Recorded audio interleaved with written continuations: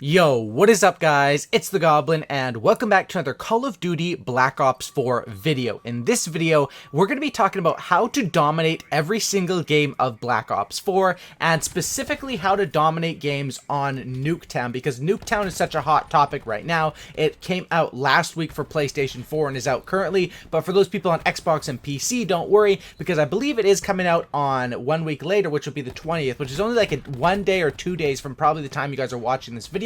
Or by the time you guys are watching this, it might already be out. So Nuketown is, a super relevant thing. It's been in Black Ops 1, Black Ops 2, Black Ops 3, and of course is coming back for the 4th time. And right now I have gameplay. You guys may have noticed this past past week, I've been uploading a lot of Nuketown gameplays where they've been a bunch of 100 pluses, a bunch of, 108 to 2, I went 137 to 4, another 100 plus. Like, I've just been absolutely dominating on Nuketown, and I think that the reason why it's sort of coming naturally is because this is probably like my favorite map in Call of Duty history, and I, implemented some of the strategies from other games, but I also changed it up because the way this game is played is a little bit different, and I think with the tips and tricks I'm going to give you guys in today's video, it will help you guys all become absolute monsters at Nuketown if you choose to play this way, and it's a way that you can get really easy control of the maps. So we got a lot of tips and tricks to talk about as far as Nuketown goes. If you guys could smack a like on this video, I would really appreciate that. Before we get into it, let's go for 1,500 likes. That would be absolutely amazing if we could hit that.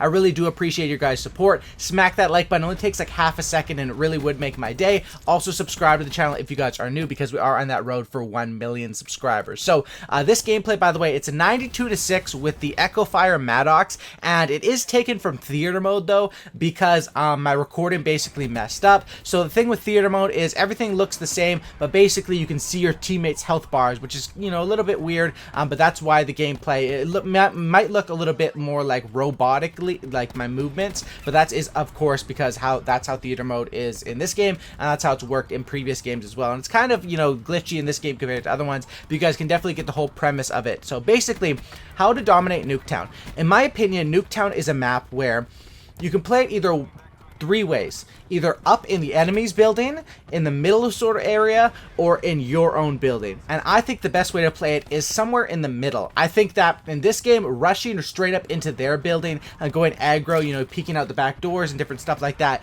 that would work in previous CODs, but because of how weak, usually you would do that with an SMG, and because of how weak the SMGs are in this game, I'm going to have to put a thumbs down to that, especially as of right now, and also because of the fact that people have 150 health, so if you're rushing 2 people in the spawn, that's 150 plus 150, 300 health. In comparison to like in Black Ops 2 or Black Ops 1, that would be the same as rushing 3 people. Of course, you have the extra 50 health as well, but the math doesn't add up. If you're outnumbered with 3 people, they have 3 times 50 as their bonus, and you only have 1 times 50. So that's what I think. I think that playing in the middle is the way to go. And in my opinion, what I talk about, what I stress in this game is a couple things. Number 1, yes, you can't rush as hard because of that. And number 2, streaks are so dominant in this game. And of course, kill streaks are dominant because of the fact that kill streaks are dominant for the reason that they're super strong in Black Ops 4, but they're also dominant for the fact that they're super duper strong on Nuketown. I mean, is there a better map? Maybe Rust from Modern Warfare 2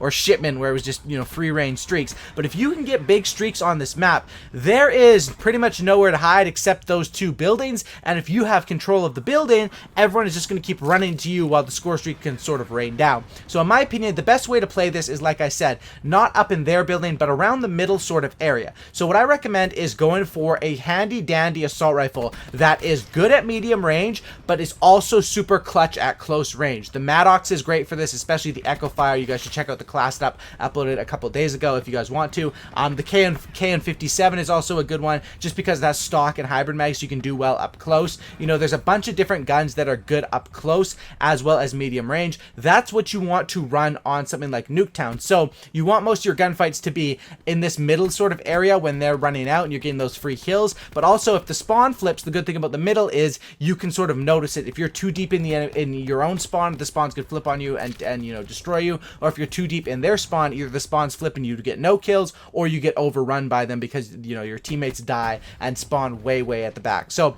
I really think that's the best way to play it. And in my opinion, it's all about the score streaks. Once you get the score streaks, I mean, you'll see the final score, but I get 92 to 6, and honestly, I make a mistake in this game. And right here, you'll see see. So I push up, and this is because I know I'm super close to score streaks. I die there, but I don't care because I get all 3 of my streaks. And what I do here is I call in the helicopter. Well, I previously called in the helicopter, but I also call in the thresher, and it only gets 2 of its swipes on the thresher because I thought it could get all 3 in time before the halftime. So that was my mistake. I was smart enough to save the strike team, but I should have saved all of my streaks, and this probably would have been 100 plus gameplay. So I make a mistake there. But you'll see what I mean by, you can see in this first half and as well as the second half, the way that I think everyone can dominate every game on Nuketown is if you make a smart class setup, flak jacket, tac mask, you have stuff that denies the enemies from taking you out easily with specialists and grenades, which is going to be a problem on this map. And then you play, I like to use ComSec device, and I play for streaks, and then once I get the streaks, I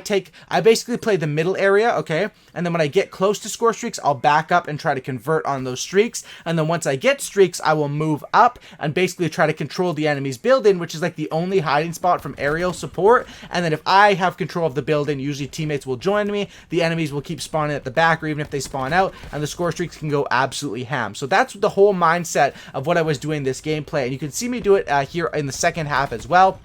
So you can sort of judge my playstyle based off of, I'm doing exactly what I'm practicing what I'm preaching here, and I'm controlling the middle sort of area. When things get too hot like that, it's, pun intended. Actually, that wasn't even pun intended, but I'll take credit for it. When things get too hot like that, of course, I'll run out. And right here, this is not strategy. This was just me looking over at the recording because I was like, oh my gosh, I'm going off in the spawns, and my recording's not working. But you can see, even when I literally don't have my hands on the controller because I'm looking over at the computer and try to fix that, my strike team is still going absolutely ham. And then here I'm checking the scoreboard in theater mode, and you can see we're 64-2. So obviously you can see this strategy is working. The streaks are, just right there from beating. I didn't even have my hands on the controller. I probably got an extra 150, 200 points just because that was getting so many kills. And then of course when I have my assault pack, I'm stacking kills up here, and you can see once again, look at that. Takes me a couple of seconds, and I've got the streaks once again raining down on the enemies. Unfortunately, I get picked off here. Kind of, I don't know if that was, a little lag, how he shot me around the corner. Maybe it just looks bad because theater mode. But you can see basically how my whole intention is basically around cycling those score streaks, and my playstyle works off of that. And you can see right here, this gameplay is perfect because it proves sort of what I'm talking about. Because when the enemy gets a helicopter, watch this. I'm trying to make sure we're controlling B. I'm trying to push up and get another set of streaks going, and I get taken out by the enemy's helicopter, and I'm like, at this point, I'm about to go back to B, and I'm like, wait, they have a helicopter. I can't run outside. Helicopters are too strong in this game. I mean, you can see he's gotten like 10 kills with his heli. I've gotten like 10 kills with mine, and now it sort of becomes just a standoff because we both have air support up. So you can see how my score streaks are helping me and my team control the game, but his score streaks actually, for that brief second that he had that helicopter, I don't know if he earned it. I think he did earn it because he was the #1 player in their team, I think. But whether he earned it or he got it from a care package or whatever, you see it fights back a little bit, and I'm forced to camp here.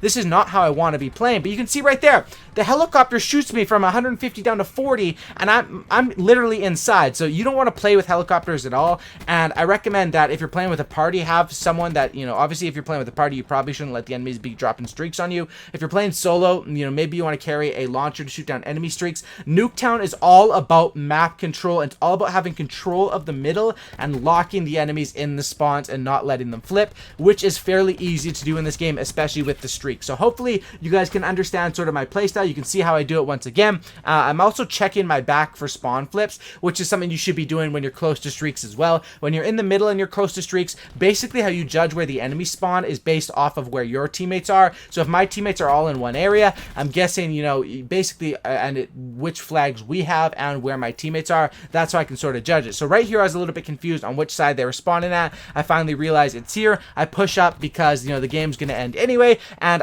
once again, I convert, I think, on another set of streaks right here, and then I die. So you can see how, this gun is perfect because the echo fire on the Maddox is great at medium range, but also when I get up close against 1v2s, I can take that stuff out easily. So that's the sort of weapon that I think works best on Nuketown in this game. Something like a Titan, a KN57, maybe an ICR, though the ICR doesn't have stock or fast mag. So probably, you know, something more like the Maddox or the KN or something.